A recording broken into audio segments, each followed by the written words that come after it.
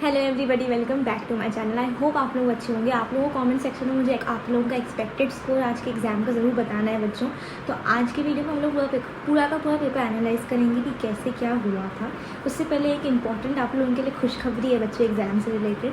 आप लोगों के जो मॉक टेस्ट मैंने बनाए थे वहाँ से एज इट इज़ क्वेश्चन फिर से थर्ड शिफ्ट है आप लोगों के MST CT की, जो वहाँ पे भी आए हैं बच्चों। तो इससे ज़्यादा खुशी की क्या बात हो सकती है कि आपने जो क्वेश्चंस प्रैक्टिस किए थे वही एज इट इज़ एग्जाम में आए, है ना। तो आप लोगों को बच्चों मॉक टेस्ट पक्का लगा के जानी है, क्योंकि as it is questions actual CT में आ रहे हैं बच्चों, ठीक है। तो वो अपॉर्चुनिटी आप लोगों को मिस नहीं करनी है। डिस्क्रिप्शन बॉक्स में जाना है आप लोगों को, वहाँ पे लिंक दी है मैंने मॉक टेस्ट की, वहाँ से पक्का एनरोल करना, मॉक टेस्ट लगा के ही जाना बच्चों हमारी, क्योंकि एज इट इज़ बच्चों को एग्जाम में क्वेश्चन देखने को मिल रहे हैं, ठीक है। तो मॉक टेस्ट लगाना बिल्कुल ही मत भूलना बच्चों। अब हम पेपर की सेक्शन बाय सेक्शन बात करेंगे। तो सबसे पहले हम लोग केमिस्ट्री की बात करेंगे। तो केमिस्ट्री का पेपर जो आया था वो ईजी टू मॉडरेट लेवल का आया था, ठीक है। केमिस्ट्री अभी तक ज़्यादातर आप लोगों का ईजी टू मॉडरेट ही आता है, कभी कभार किसी एक आध साल में डिफिकल्ट हो जाता है, ठीक है। तो इस साल आप लोगों के क्वेश्चंस कहाँ से पूछे थे, फिर से टॉपिक्स रिपीट हुए थे, ठीक है।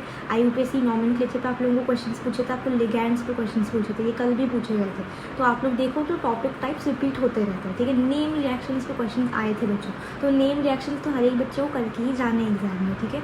टाइप ऑफ क्वेश्चंस आपको मॉक टेस्ट में दिख जाएंगे किस टाइप के एग्जाम में पूछे जाते हैं। उसके बाद आप लोगों का लोन पेयर पे क्वेश्चंस आए थे, आपके अनपेड इलेक्ट्रॉन्स पे, ये आप लोगों का सेट पैटर्न है, इस पर आते ही आते हैं क्वेश्चंस। उसके बाद नॉट करेक्ट, ठीक है, ये CT डालता है, 1 से 2 क्वेश्चंस तो पक्का डालता है ये नॉट करेक्ट वाला। उसके बाद आपका डेल्टा G निकालने के लिए आया था, रेट कांस्टेंट निकालने के लिए आया था। तो ये आप लोगों के केमिकल काइनेटिक्स में से फिक्स्ड क्वेश्चन होते हैं, और एक BCC या फिर FCC पे एक फिक्स्ड आप लोगों का न्यूमेरिकल होता है, जो कि इस बार भी आया है बच्चों। अब हम लोग फिजिक्स के ऊपर बात करेंगे बच्चों। तो फिजिक्स में आप लोगों के क्वेश्चंस कहाँ से आए थे, आप लोगों के सर्कुलर मोशन में से क्वेश्चंस आए थे, सेंट्रीब्यूटल फोर्स वगैरह के क्वेश्चंस आए थे। उसके बाद ग्रेविटेशन के क्वेश्चंस आए थे, एक्सेलरेशन ड्यू टू ग्रेविटी आप लोगों को निकालना था। ये सारे के सारे कॉन्सेप्ट जो हैं वो क्रैश कोर्स में हमने कवर करे थे बच्चों। तो अगर आप लोगों का कोर्स अभी तक कंप्लीट नहीं हुआ होगा, आप लोगों को लग रहा है कि आपका सिलेबस कंप्लीट नहीं हुआ है, कॉन्फिडेंस नहीं आ रहा है, तो आप लोग अभी भी कंप्लीट कर सकते हो। आप लोग 5 से 7 दिनों में कंप्लीट कर डालोगे बच्चों पूरा का पूरा सिलेबस। तो क्रैश कोर्स से कॉन्सेप्ट पक्का पढ़ना, प्रीवियस क्वेश्चन भी करवाए हैं हमने। तो डिस्क्रिप्शन बॉक्स में जाके आप लोगों को क्रैश कोर्स एनरोल करना है अगर सिलेबस नहीं हुआ है, लेकिन मॉक टेस्ट हर एक बच्चे को लगा के ही जाना है बच्चों, ठीक है।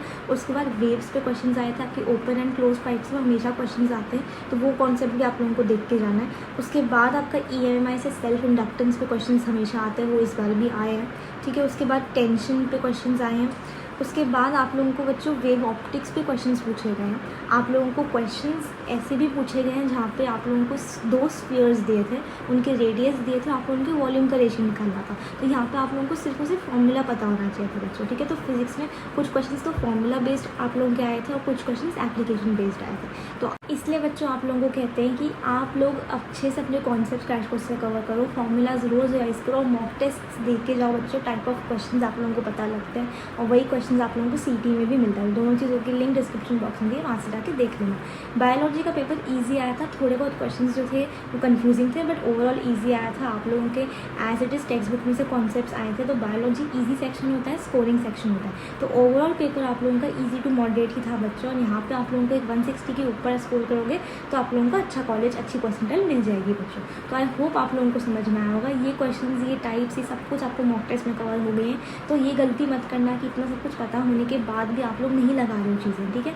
तो आई होप ये पेपर के एनालिसिस आप लोगों को समझ में आई हो। डिस्क्रिप्शन बॉक्स में जाके मॉक टेस्ट के लिए पक्का एनरोल करना बच्चों।